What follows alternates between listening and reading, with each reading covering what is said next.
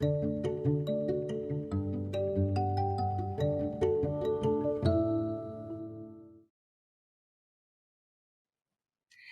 everyone. Thank you for joining me for this session of Spokane Public Schools Keep Learning series for literacy. Today's lesson is designed for kindergarten students, but everyone is welcome to join. My name is Kate Lyle, and I'm a proud kindergarten teacher at Roosevelt Elementary in Spokane. This is the first lesson in this series, and if you'd like to rewatch it at any time, it's available on the KSPS website. Today we'll be learning about how a tiger grows and changes throughout its life. And we'll be talking about the characteristics of a tiger's habitat that help it stay safe and healthy. We'll be learning new words in the text and also finding different pieces of information to help us become more effective readers. You will need a few supplies for this lesson today. You will need paper and a pencil. Also, if you have crayons or markers and you'd like to use those would be great to grab as well, but you don't have to have them. And the only thing you need for the start of the lesson is great listening ears and a great brain for thinking. I'll give you a moment to gather some supplies, and then we'll get started.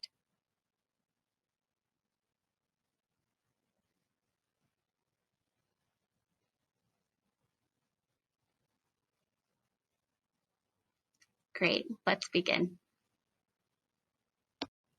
A Tiger Grows Up by Anastasia Soon, illustrated by Michael L. Denman and William J. Hewitt. This means Anastasia Soon wrote the words, and Michael Denman and William Hewitt drew the pictures. Welcome to the world of wild animals. Follow a Bengal tiger cub as she grows up in India. From playing in the river to hunting in the tall grass, this young tiger quickly learns to live on her own. Deep in the forest, a tiny tiger cub is born. She is much smaller than you were as a baby. The cub has a new brother and a new sister too. The three cubs are helpless. Their mother watches over them in the den. A mother tiger is called a tigress. The baby tiger is called a cub. Here's a word that you might have some trouble with. The word helpless. You may have some schema or this word may be new to you. Let's talk about it. If something is helpless, like the cubs were at the start of their lives, it is not able to take care of itself. So the tigress, the mother tiger, has to take care of the cubs because the cubs are helpless. At first, all the cub can do is drink milk and sleep. She can't even open her eyes. Her mother must hunt for food. The tigress hides her cubs in the shadows when she leaves. Their stripes blend in with the colors of the forest. So their stripes help them camouflage. Tigers have orange, black, brown, and white stripes. Each tiger has a unique pattern of stripes. Let's look at this word unique. If something is unique, it's different from everything else. We humans have something that's unique. We have unique fingerprints and handprints. I also know, and you might know too, that a zebra stripes, their pattern is unique. And the author just told us the stripes on a tiger are unique. Each one is different. Here's the tigress that the illustrators showed us in this text. At just 1 week old, the small tiger cub tries to stand up. Crash! She falls down.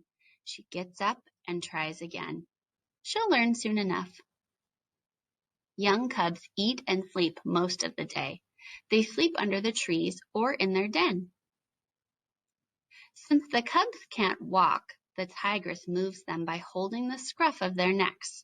The skin on the cub's neck is loose, so it doesn't hurt. On the prowl. The cub is now 3 months old and can walk. The tigress brings her cubs meat scraps. The cubs chew the meat with their baby teeth. A tiger cub drinks milk from her mother for about 5 months. Tigers are mammals. They drink milk from their mother. As they grow older, they become meat eaters or carnivores. At 6 months old, it's time for the cub's first hunting lesson. The tigress takes the cubs with her on a hunt. They hide in the grass and watch. The tigress slowly stalks her prey. She hides in the shadows as it comes near. She quickly pounces on an unsuspecting deer. Here's a word that's kind of a challenge. Unsuspecting. If something is unsuspecting, it's not aware of any danger. So the deer is not aware of the tiger coming up behind her. In the morning, the tiger cub plays in the river. Tigers are one of the few cats that like water. Splash! The tiger cub catches a fish and eats it. She is learning to hunt on her own. A tiger drags its prey to a safe place to eat. One deer can feed a tiger for 5 or 6 days. Look out! The cubs are now strong enough and fast enough to catch animals by themselves. Tiger cubs stay with their mother until they are about 2 years old. Several female tigers may live within a male tiger's territory, but male tigers do not share their territory with other males. Here's an interesting word, territory. A territory is a place that is home to and defended by a kind of animal. So a tiger's territory is its home, and they also defend or protect their territory. Young tigers often live together after they leave their mother.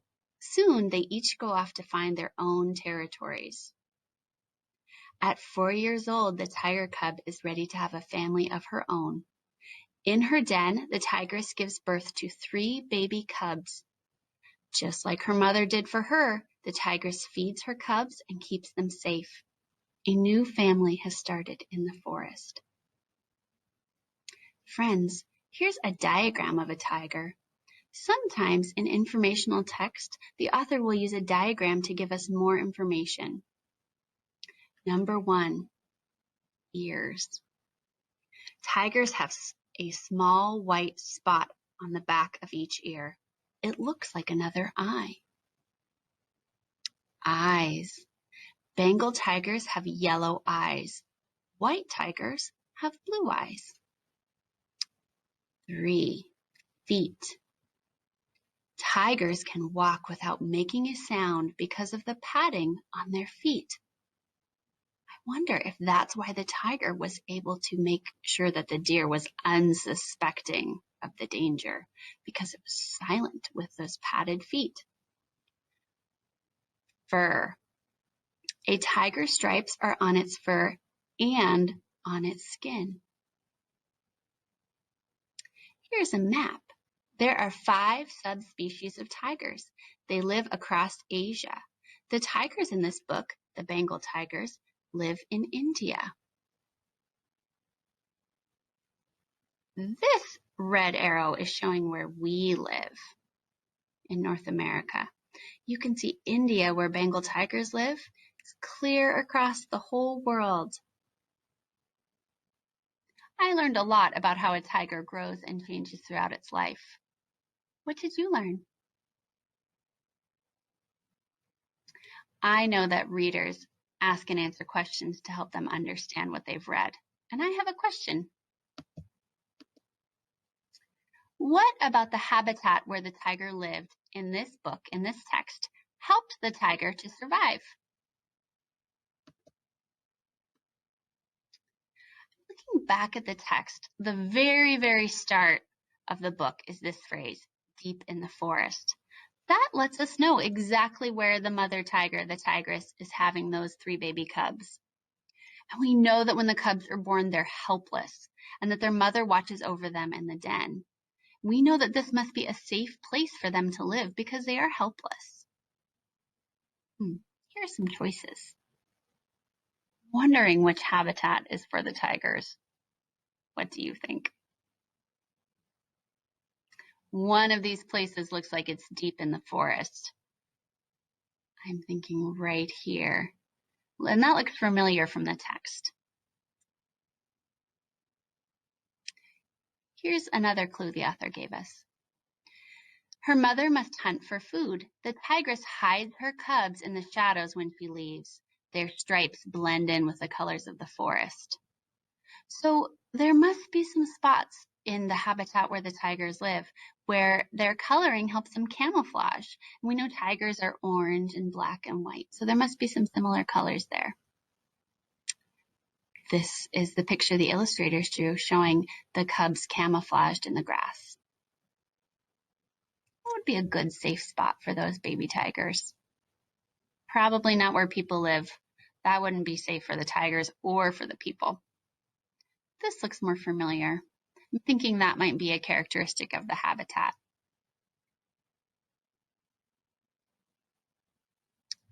Here's some more information from the text.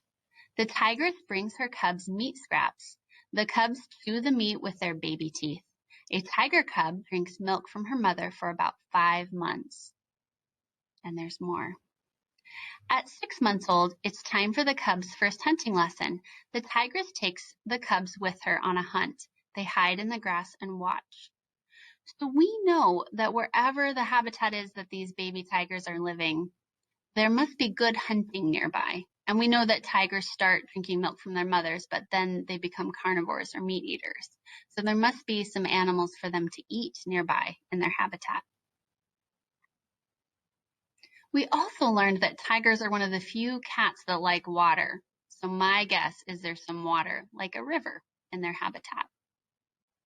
Now that we've learned what made that habitat a good place for the tiger cub to grow, where it had everything that she needed, we are going to create our own tiger habitat. We're going to make a diagram. There was a diagram in this text. Let's look back and see. This was the diagram that we read. This wasn't a diagram of a habitat. This was a diagram of the tiger. The author used arrows with numbers, and these numbers correlate to numbers here that tell us more information. So we learned more information from this diagram. I would like you to create a diagram of where your tiger lives. What kinds of things would your tiger need? Tiger would need a safe place. Do you remember the name of the safe place where the tiger was living, the tigress with her cubs? It was called a den. So your tigress would need a den, somewhere for water, like a river, somewhere for prey. Let's look at some new words we've learned. These might help us to design our habitat. Oh, we learned that word helpless. We learned that baby tigers are helpless when they are born and that their mothers have to take care of them. So because your baby tiger is helpless when it's first born, make sure that your habitat is a safe place. Oh, we learned this word unique. We remember that humans have a part of our body that's unique and that tigers have stripes that are unique. And remember those tiger stripes, the colors help that tiger to camouflage. That might be something to consider when you're designing your tiger habitat. Oh, unsuspecting. Part of the reason the tiger was able to be such a good hunter was because she could sneak up on unsuspecting prey. So your tiger is going to need access to prey, something to eat, because tigers are carnivores, and that means they eat meat, so they're going to need some things to eat. Readers, you have a very important job to do for me today. Here it is. Please use what you have learned to make a diagram of a habitat for your tiger. Make sure your tiger has a den, some prey, something to eat for those carnivores, and some water. You can make a diagram like the author did, where the author had numbers and arrows, or you can indicate the things in your diagram a different way. But you want to make sure that your diagram is providing more information to the reader of your text. And because a writer's work is never done, you can add some sentences about what makes this habitat a good place for your tiger to live.